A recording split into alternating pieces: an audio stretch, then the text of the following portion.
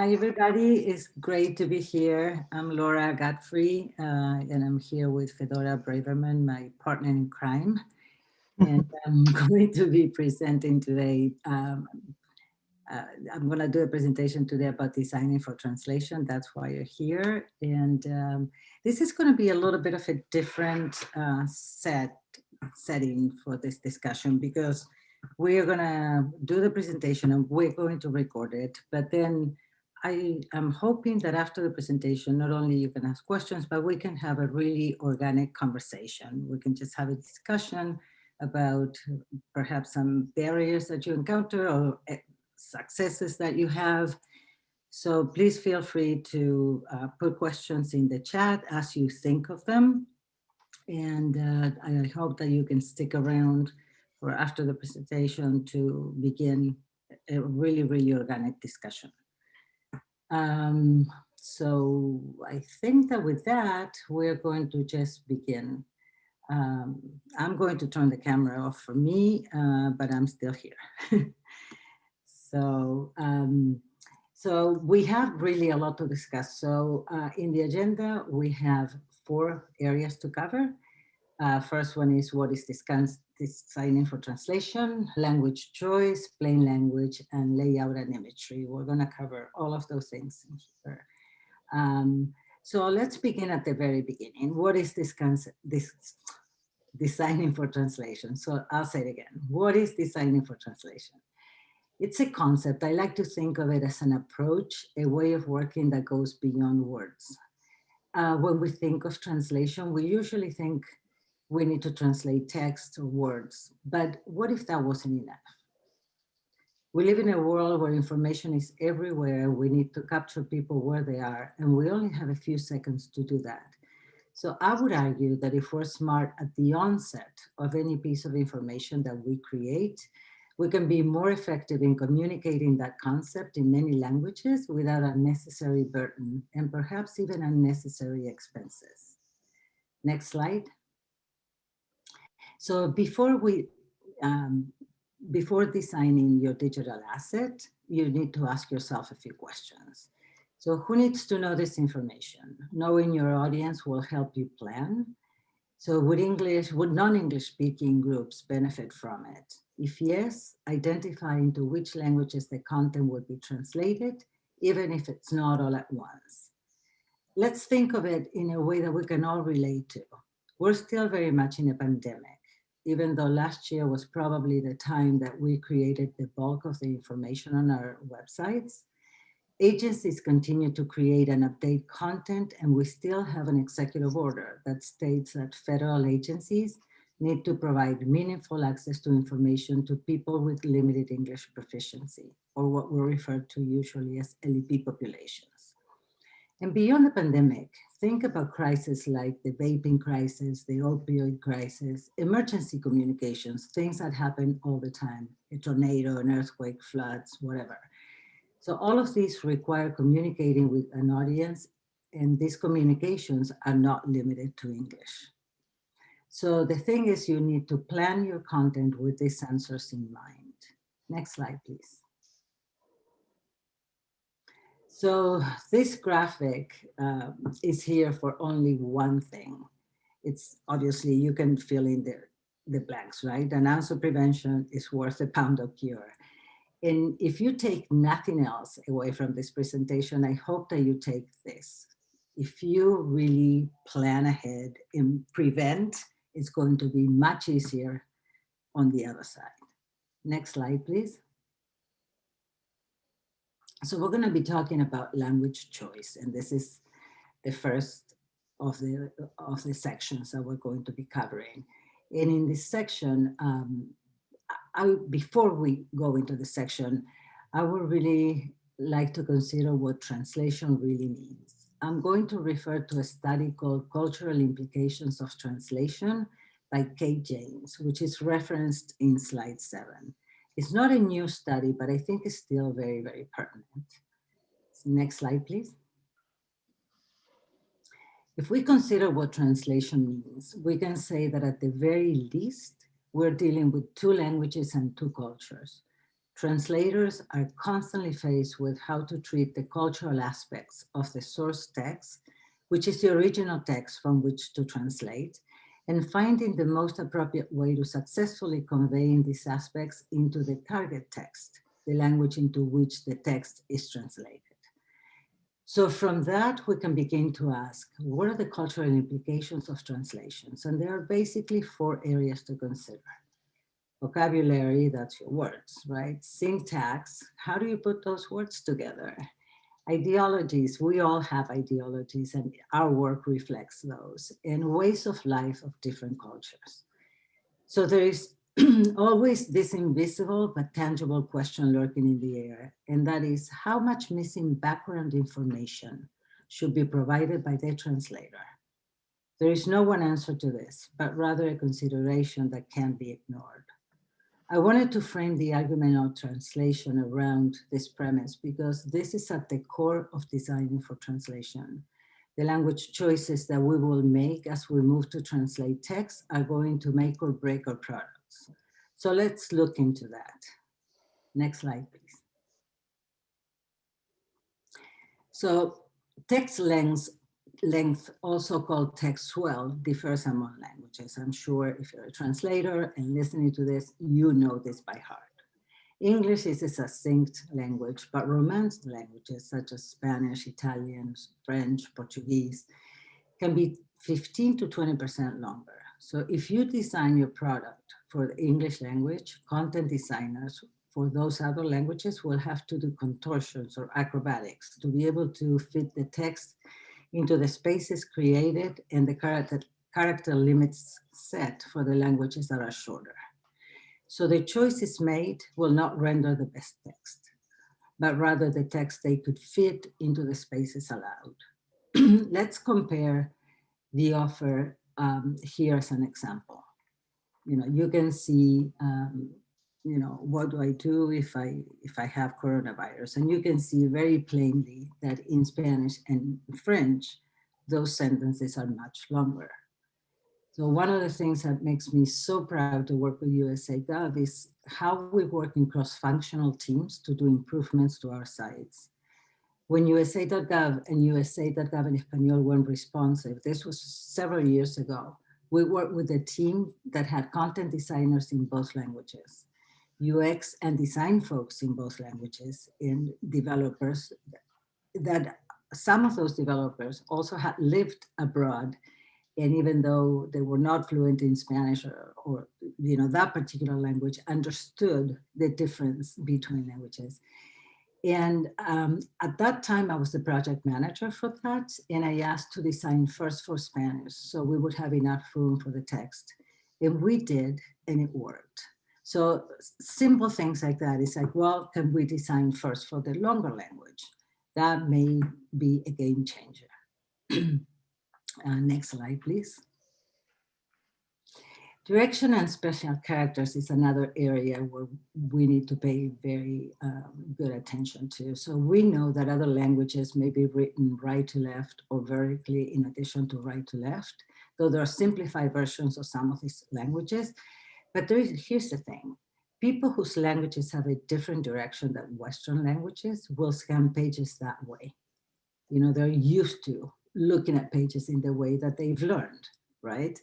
So I saw this person at an airport, and this was about 2 years ago, who was praying and had a book from which he was reading the prayers. It was written right to left, and this person was turning the pages from what we Westerners considered the end of the book to the beginning. That really impacted me. It's not that I didn't know that, but I had never really seen it. And seeing somebody doing that brought it home for me. So I am offering there a link to the W3C for inline markup and bidirectional text in HTML. And this is a really good resource. Dates and numbers is another place to pay particular attention because different cultures and languages treat this differently. Here I'm also giving you a resource, and it's the USA.gov Bilingual Style Guide for Numerical Information. For example, decide how to write dates on your multilingual site and by language, having an understanding of how people who speak that language refer to those. I'm showing, I guess we need to go to the next slide. Sorry about that. I'm showing an example in Spanish, but this is by no means the only way to write these notations in languages other than English. This is just one example to show that USA.gov made this decision and documented it for consistency. I also have a story, and I like to tell stories sometimes because it sort of anchors the concept. You remember, perhaps you don't remember what I said, but you remember the story I told.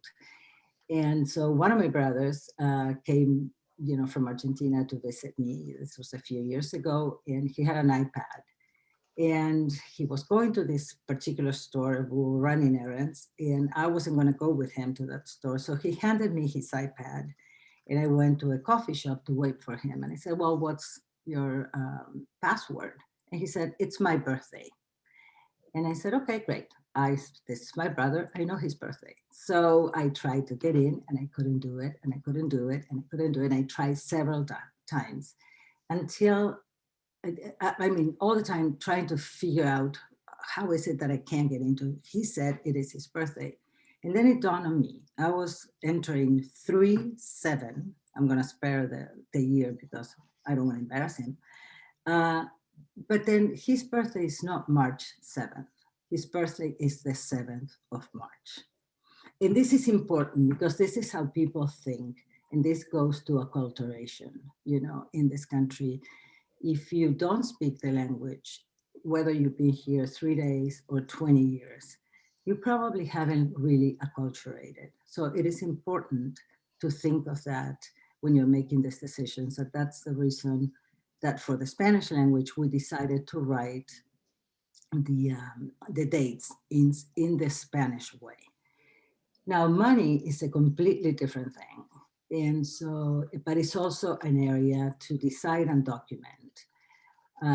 You want to, the most important thing is like you want to be consistent. So the reason we chose to write the money as our English counterparts is twofold. First, there is no one way to do this in Latin America. The research shows that about half the countries in Latin America write the money one way, and that is the way we said do not use. So that would be, with the period, separated the integers and the comma for the decimals. Well, the American way is completely the opposite. So folks live here, even if they're not acculturated, they have to look at numbers all the time because they go to the supermarket, they go to the bank, they write checks, they Venmo things. And so they see the money written the American way. So we decided to adopt it to avoid confusion. Next slide, please. So another very important area is understanding voice and tone. Pay special attention to the tone of the source text. This is where a well-adapted translation could convey the same message with the appropriate tone for the target audience. Avoid colloquialisms. Why do we say this? It's because these types of expressions may be completely lost in translation, mean exactly the opposite, or even offend someone. So also, and very importantly, this will streamline translations and potentially save on errors and cost. And use dedicated URLs for each language. This is important for a variety of reasons. Folks may search for content in their own language, so I'd encourage you to use the International Convention for URLs to help your customers find the information they seek in the language they need. Let's take a look at some of the examples. And I will preface this by saying that the multilingual digital space has improved tremendously in the last decade, but there's still room for improvement. Next slide, please. Here we see the IRS. The IRS uses the International Convention for the URL. So you can see very clear that it says irs.gov/RU. Google will reward you for using this convention. So he'll serve your page very quickly. Next slide, please. Here we can see the CFPB uses the same convention for the URL, but I also want to show you how they treat the language on the page by writing Vietnamese. And that's what I wanted to bring to your attention. And they write it in English after the in-language name, which is important. And this will have to do also with direction, right? Depending on what direction the language goes. Next slide, please.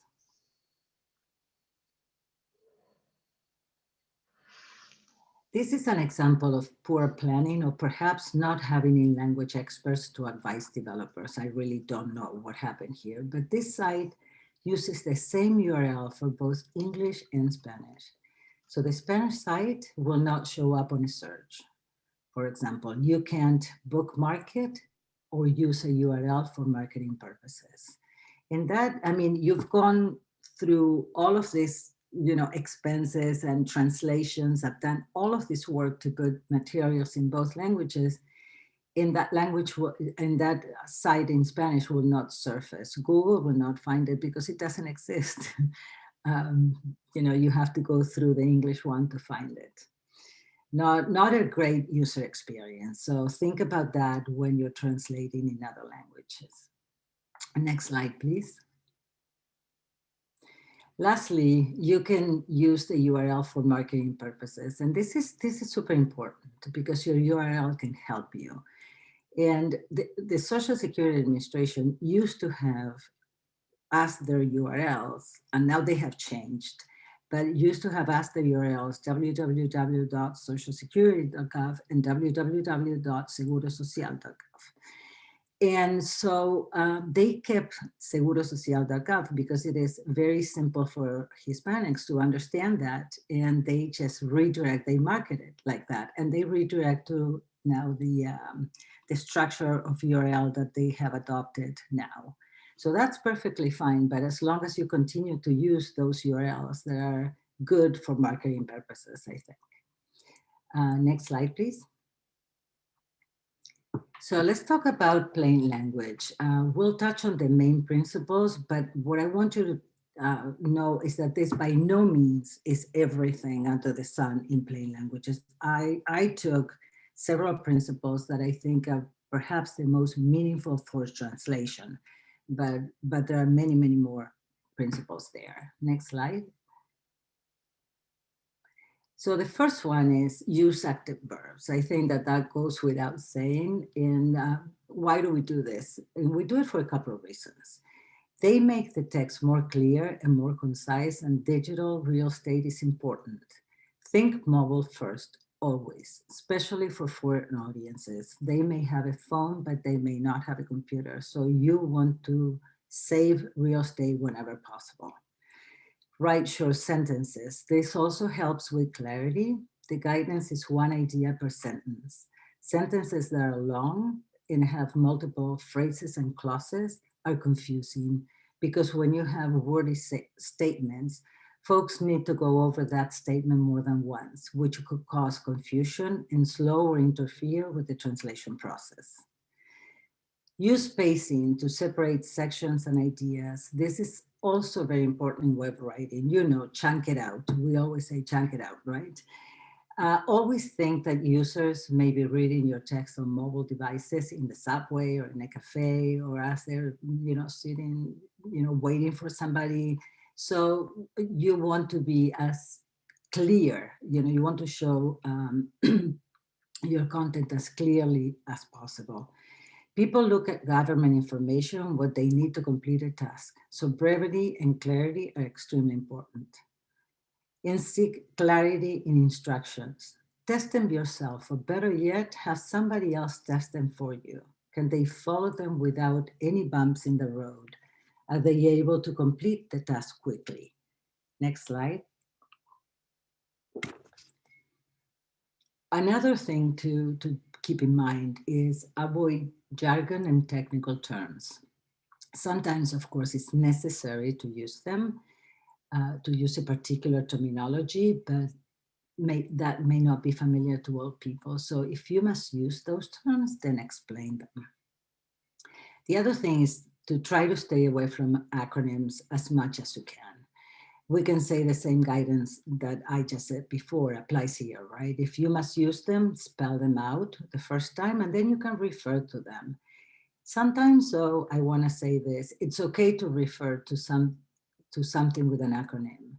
I have a few examples here, such as like bring an ID, read our FAQs, set the FBI, you know, things are that people know in understand constantly, even if they're not translated, you can use, but you need to know your audience for that.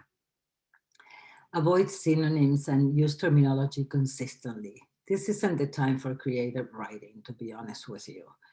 Avoiding synonyms and using the same terminology consistently conveys the same concept and increases clarity, which in turn increases comprehension.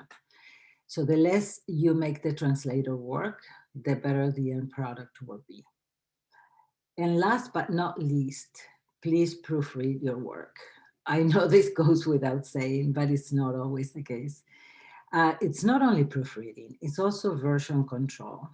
If you do those two things before sending things to a translator, it will streamline the translation process, cut down on back and forth between authors and translators, and could cut down cost. Next slide, please. So now we'll tackle layout and imagery, and this is the last section here. In this section, we'll talk about taking some simple steps to ensure your designs, will take into consideration being adapted in other languages. Next slide.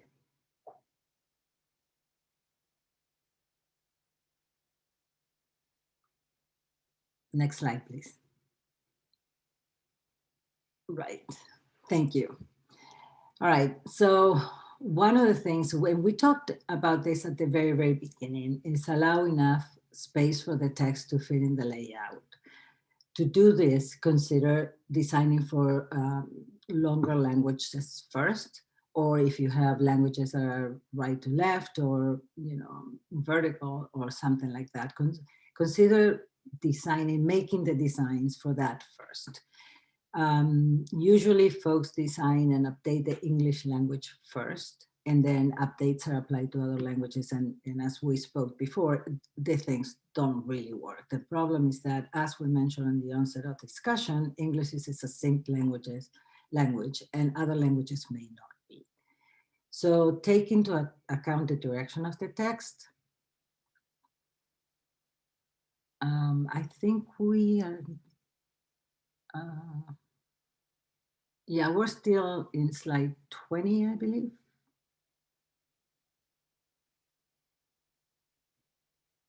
Yeah, okay, thank you.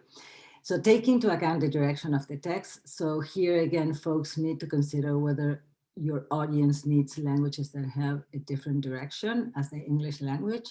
And you may use data to determine who uses your website and design accordingly. And the other thing that we want to cover here is use international symbols. They're very effective in communicating without cultural considerations. So think about airports. You can travel to countries that speak languages that may be unfamiliar to you, but you're still able to check in, find gates, restaurants, shops, restrooms. So you can move about an airport, even if you're in a country whose language you do not speak. Next slide, please, Gavin. So when using images, think about culture. Does the image you chose translate to other cultures? This is an area that we sometimes overlook. And this, of course, does not cover just websites. It covers any material, right, that you have. So years ago, I was translating a very effective communications campaign for a federal agency. And as we reviewed the materials, I found out that they had trademarked the image of an owl to be the wise owl who imparts this knowledge. Well, the problem was that in Spanish, the owl does not represent wisdom, but rather fear, darkness, death. Some folks use owls in their backyards to drive away birds. So certainly not the same meaning. This agency had spent a considerable amount of time, and not time, I'm sorry, a considerable amount of money trademarking the symbol. So a little advanced planning would have served them well, and perhaps to perhaps trademark a symbol that could work across cultures. So lastly, we want to talk about hyphenation, automatic hyphenation. This is, again, another place where it's usually overlooked, because if you have systems set up to only hyphenate in English, then when you hyphenate in other languages, that can be a real big problem. And again, this is not only for websites, but it's also for written materials of any kind. So understand this in a little bit of advanced planning, and turning off the automatic hyphenation then can really help you, hyphenate that language in the right way. And then again, it cuts down on back and forth between, proofreaders and, the people who are authoring the text. So to recap, the more you plan ahead, the better prepared you will be to tackle localizing digital assets, websites, printed materials in a successful way. And with that, I am ending the presentation part of this meeting. And so we can just stop the recording.